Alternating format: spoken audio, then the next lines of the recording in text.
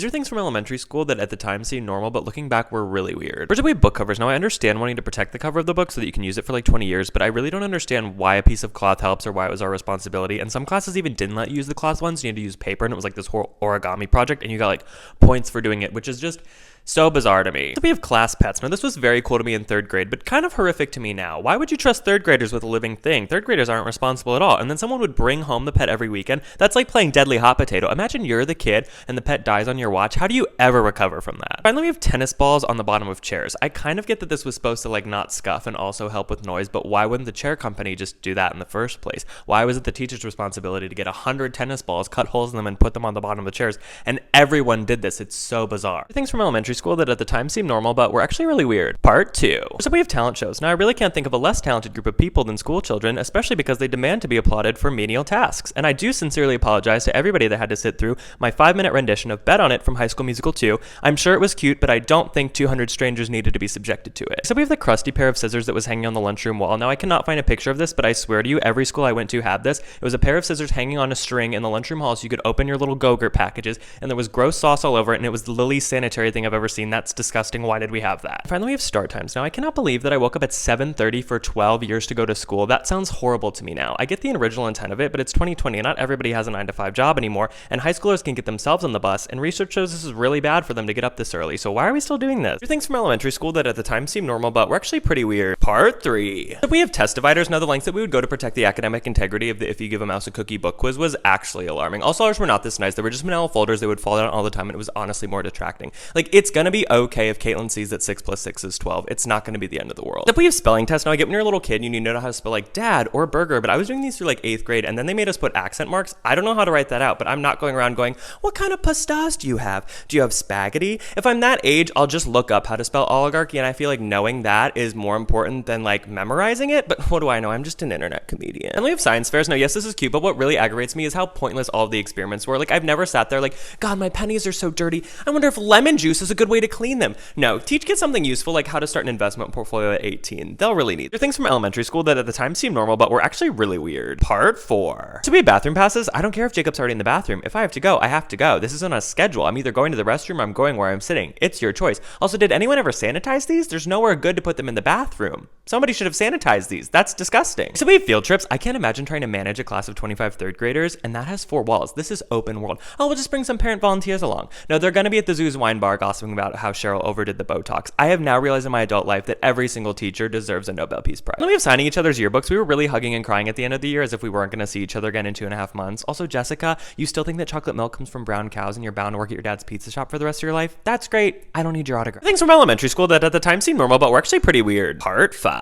So we have playing the recorder. Why would you give 3rd graders an instrument that sounds like a cat's dying? And that's when it's played correctly. I was so excited to learn a musical instrument. I was like, oh my God, Hot Cross Buns is about to be the song of the summer. It was not. Also, we had a recital and my music teacher looked at me and she said, if you can't do it, just move your fingers, but don't make a sound.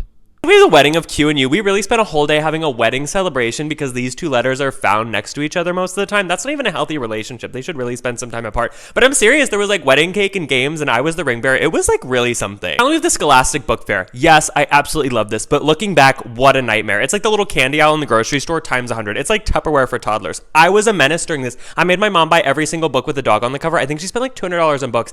Did I read those? Probably not. Also, there were parent volunteers. So like Scholastic was really just reaping the benefits from this. And the coolest thing was to get those bendy pencils. That was the real prize. Things from elementary school that at the time seemed normal, but were actually pretty weird. Part 6. So we have school fundraisers. I'm a 3rd grader and you want me to go door to door selling magazine subscriptions? First of all, it's 2021. Second of all, what do taxes go to then? And they'd be like, if you sell $600, you get this cool bendy glasses straw. Like, the math isn't really adding up on this one. So we have nap time. My question isn't why did it happen? It's why did it end? You think kindergartners are the only people that need naps? I was getting up at 7 a.m. to watch Batman when I was that age. No. Later in life, I was getting up at 7 a.m. and expected to learn for 7 hours straight. No. Give me a broom closet and this, and I will be recharged in 20 minutes. Finally, we have assigned seats. This was like state-mandated FOMO. Nothing was worse when you were sitting in the corner with none of your friends and all your friends were seated somewhere else. It was horrible. Also, I'd be like, I just got in a fight with Caitlin. I don't want to sit next to her. I'm 12 years old. Can I make that decision for myself? These are things from elementary school that at the time seemed normal, but were actually pretty weird. Part 7. First, we have school nurses. We love to have medical staff, but it felt like legally they were pretty limited in what they were allowed to do. Like they could give you a Jolly Rancher, let you take a nap, and check your back for scoliosis. And the third one's really random, especially when we had a girl that had a larva living in her ear for a whole month and nobody noticed, but none of the kids had scoliosis. So we have detention and just like what you would get in trouble for. One time I got in trouble for talking too much, which is literally my job now. One time I got in trouble for not doing my spelling homework. Like, I'll learn how to spell horse in my own time this week, Patricia. And then I just sit inside and watch everyone else outside at recess. Like, the FOMO and the shame was way too much for my little third grade brain. Finally, we have lining up to go down the hallway. We didn't assign line leader and line buddies. Like, this is not a CA operation. We're going 10 feet to the lunchroom. Are children that bad at logistics that you really need all this to get them to go from point A to point B? Like, one time we all had to hang onto a piece of string. That's as close as you can get to handcuffing us without actually doing this. Where do you think we're gonna go? Your things from elementary school that at the time seemed normal, but were actually pretty weird. Part 8. We have physical fitness tests. We always had to do this weird unit in gym class where we had to like climb a rope and do as many push-ups as we could in a row. Why? Who cares? I was 9. I really had body dysmorphia in like 3rd grade because I didn't look like Dwayne The Rock Johnson. It was wild. I was like, oh, gotta lay off the Go-Gurt. It's not bulking season anymore. Can I go back to playing capture the flag? Except we have these blue paper towels. When anything went wrong, this was the cure-all. It was like, oh, I scraped my knee. Put a wet paper towel on it. Oh, my arm detached on the monkey bar. Just throw a wet paper towel on it. I'm not a doctor, but I don't think medically this is very sound advice, although maybe being a great placebo for an over-dramatic kid. Let me have story time. You mean I get to sit on this carpet for like an hour and just listen to historically questionable tales of Jack and Annie in the Magic Tree House? Sign me up. I did not appreciate this enough. I would love if we would pause work now and my boss would just read me a story. That would be great. I will be putting that in the suggestion box. Maybe my posture suffered, but my mind was very at ease. Things from elementary school that at the time seemed normal, but were actually really weird. Part 9. First, we have graphing calculators. You mean to tell me that there's more technology in my phone than it took to put a man on the moon, but if I want to graph a parabola, I need a $100 TI-84 calculator? Why? It doesn't make any sense. It's not the 80s. I promise you, if I'm ever deserted on an island and I need to build a shelter and I need to use complex algebra, my phone will be with me. This will not. So we have Tetherall. Every school playground I had one of these, and I never saw anyone playing it. Maybe it's my personal bias because it looks like a way I would have gotten hit in the face, but I don't know. It just feels like maybe there was a better purchase. Finally, we have school uniforms. It's not that we had to wear uniforms. It's how atrocious they were. My medium polo could fit a whole Golden Corral buffet in it, and one time my friend spilled her entire water bottle on her skirt and none of it dripped. It absorbed the whole thing. These were disgusting. I was so excited to have a uniform. I was like, oh my God, I'm going to look like Blaine from Glee. I'm going to look so hot.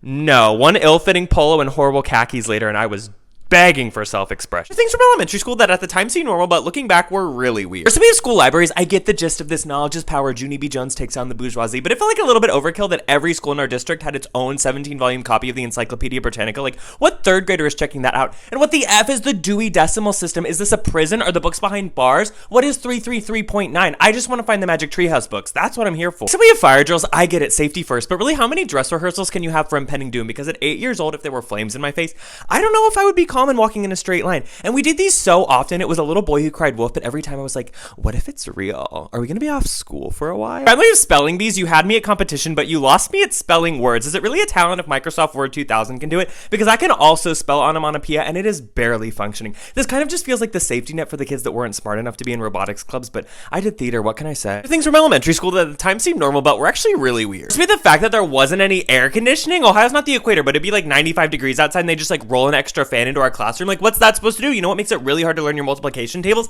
Heat stroke. I was really going to 4th grade in a hot yoga studio, and our poor teachers. Imagine managing 25 students in that weather. That's not a job. That's a punishment. So we have class presidents. What are you really gonna do? Unionize the 1st graders, ban recorders, make it illegal for Jimmy to eat worms at recess because it's making everybody uncomfortable? What do you win by being class president? Just proving that you're the most popular because your mom brought everybody cupcakes on your birthday? And we have school start times. I'm 10. You want me to give it 7 a.m. for what? To sit on a carpet and listen to Rebecca's story time about how her cat threw up yesterday, or to go around the room reading a single paragraph from Hatchet? I would pass on this experience, but that would be illegal.